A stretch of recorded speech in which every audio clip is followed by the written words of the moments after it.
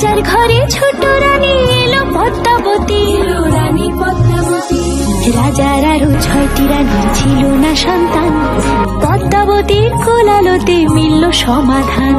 বছর যেতে জন্ম নিল 7 ছেলে 1 মেয়ে, হয় খুশির আকাশ হঠাৎ কালো মেঘে গেল ছেয়ে।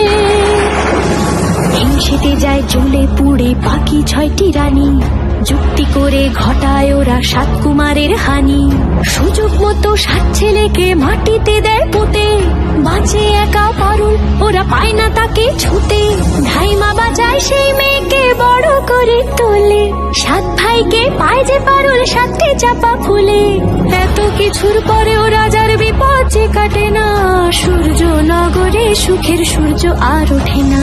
হিংসা বিবাদ বিচ্ছেদ আর প্রেমের কাহিনীতে পারুল বোন কি পারবে 7 ভাই চম্পাকে জাগাতে।